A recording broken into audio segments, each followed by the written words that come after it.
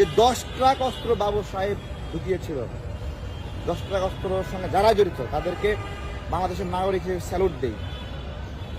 ওই 10 ট্রাক অস্ত্র জায়গার মধ্যে পৌঁছালে আজকে বাংলাদেশ নিরাপদ থাকত। আজকে এইখানে ষড়যন্ত্র হয়, কক্সবাজার ষড়যন্ত্র হয়, চট্টগ্রামে পার্বত্য এলাকা, খাগড়াছড়ি, বান্দরবান নানা ষড়যন্ত্র হয়। এখানে ষড়যন্ত্র করে গুলি করে ভারতে ত্রিপুরায় গিয়ে লুকায় পড়ে, আসামে গিয়ে লুকায় পড়ে। তারেক রহমানের দেখেন, যেন তারেক রহমানের বিরুদ্ধে কতগুলো মামলা আছে, এক সাইনে সব মামলা ডিসমিস করা যেত, এক সাইনে করা যেত। দ্রুত করতে হবে, যারা করতেছে না এখনো তাদেরকে করতে হবে।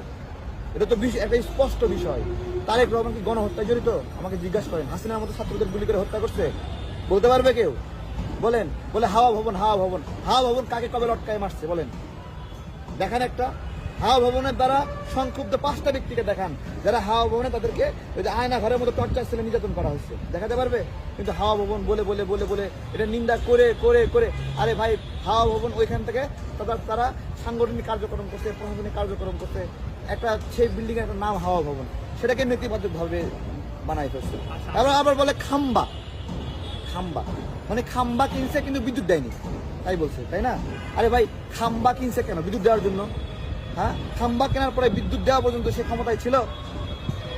শেখ হাসিনা যে বিদ্যুৎ দিছে সেটা কি নিজে সেই খাম্বার উপর বিদ্যুৎ বসায়নি, নাকি সে নিজে খাম্বা কিনছে? এগুলো নিয়ে মানে নেতিবাচক ছড়ালে অনেকভাবে ছড়ানো যাবে। এখানে বাবর সাহেব একজন দেশপ্রেমিক মানুষ। বাবর সাহেবকে দেখলেই মানুষ বাঘ মনে করে। সে হলো 7 সিস্টারের আব্বা। ইন্ডিয়া তাকে আব্বা ডাকে। তো এই আব্বাকে তাড়াতাড়ি এখনই আজকে কেন মুক্ত হচ্ছে না আমার জিজ্ঞাসা। মানে ভারতের বিরুদ্ধে ষড়যন্ত্র করছে, এটা তো দেশপ্রেমের একটা উজ্জ্বল দৃষ্টান্ত। তাহলে এই দেশপ্রেমিককে আগে বের করতে হবে। আমি মনে করি তাকে এত পরিমাণ কষ্ট দেওয়া হয়েছে, আমরা যারা বন্দী ছিলাম এই আন্দোলনের মধ্যে, সবার মুক্তির আগে তাকে সামনে রেখা মুক্তির কর্মসূচি করা লাগতো।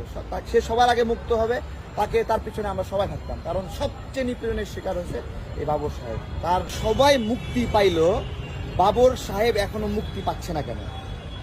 অনেক সাজাপ্রাপ্ত আসামি, তাদের 7 বছর জেল হয়েছে, 5 বছর জেল হয়েছে, সবাই মুক্ত হচ্ছে, বাবর সাহেব কেন এখনো মুক্ত হচ্ছে না?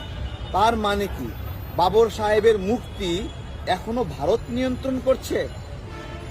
যে উনি ভারতের বিরুদ্ধে একটা আতঙ্ক ছিল, এই আতঙ্কের কারণে বাবর সাহেবকে এখনো মুক্তি দেওয়া হচ্ছে না।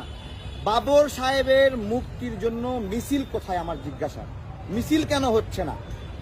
একটা লোক দেশপ্রেমিক, সার্বভৌমত্বের জন্য অগ্রসৈনিক, তাকে 15টা বছর ধরে তাকে ক্রিমিনাল বানায় দেওয়া হয়েছে। ক্রিমিনাল। আপনি আমাকে বলেন, আপনি সাংবাদিক ভাই, বাবর সাহেবের 3টা অপরাধ বলেন, ক্রাইম বলেন।